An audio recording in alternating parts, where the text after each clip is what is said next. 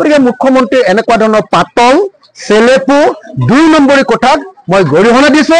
আৰু হিমন্ত বিশ্ব শৰ্মাৰ লাজ নাই যে তেওঁ ইমান বছৰ 25 বছৰ অসমত ৰাজনীতি কৰাৰ পাছতো ভোটৰ কাৰণে তেওঁ সদায় প্ৰলোভন দিবলগীয়া হয়।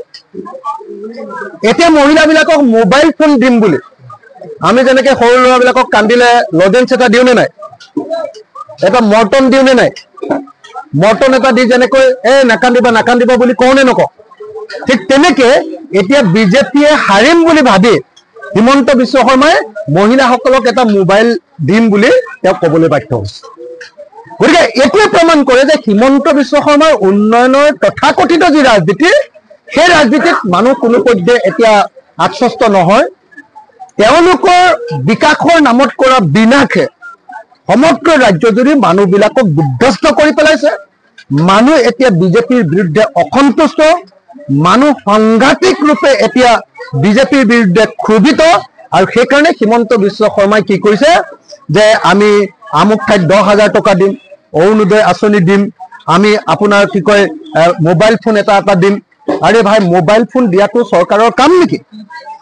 চৰকাৰৰ কামটো হ'ল প্ৰত্যেকগৰাকী মানুহে যাতে মোবাইল ফোন কিনিব পাৰে তাৰ কাৰণে সংস্থাপনৰ ব্যৱস্থা কৰাটো।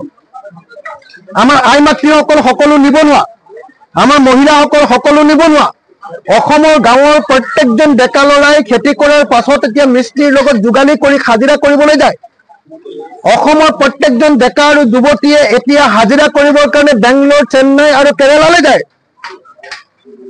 অসমৰ হিমন্ত বিশ্ব শৰ্মাৰ অসমত আজি অসমীয়া ডেকা আৰু গাভৰুৱে নিজৰ ৰাজ্যত নিজৰ ভাত মুঠি খাবলৈ নোৱাৰি এতিয়া হাজিৰা কৰিবৰ কাৰণে বেংগলোৰ, চেন্নাইত যাবলগীয়া পৰিস্থিতি হৈছে।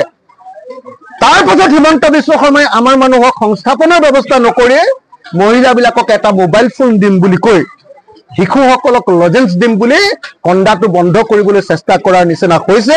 গতিকে মুখ্যমন্ত্ৰীৰ এনেকুৱা ধৰণৰ পাতল চেলেপু 2 নম্বৰী কথাত মই গৰিহণা দিছো। আৰু হিমন্ত বিশ্ব শৰ্মাক এনেকুৱা 2 নম্বৰী ৰাজনীতিৰে ভোট কিনিবৰ কাৰণে চেষ্টা নকৰিবৰ কাৰণে মই সকীয়াই দিছো।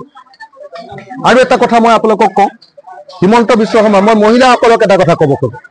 হিমন্ত বিশ্ব শৰ্মাই লোকসভা ইলেকশ্যনৰ আগত কৈছিলে যে যাৰ ৰেচন কাৰ্ড আছে সকলো মহিলাকে অৰুণোদয় দিয়া হ'ব।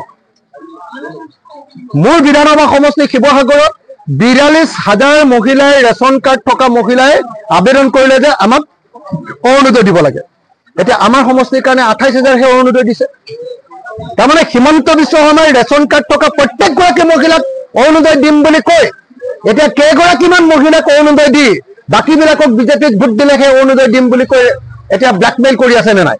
গতিকে ব্লেকমেইলৰ ৰাজনীতি বন্ধ কৰি অসমৰ প্ৰত্যেকগৰাকী মহিলাক অৰুণোদয় দিবৰ কাৰণে, আৰু প্ৰত্যেকটো অৰুণোদয় এমহাৰ যিটো দিয়ে সেইটো 1250 টকা নহয়, সেইটো 3,000 টকা কৰিবৰ কাৰণে মই ৰাজ্য চৰকাৰ মুখ্যমন্ত্ৰীৰ ওচৰত দাবী উত্থাপন কৰিছো।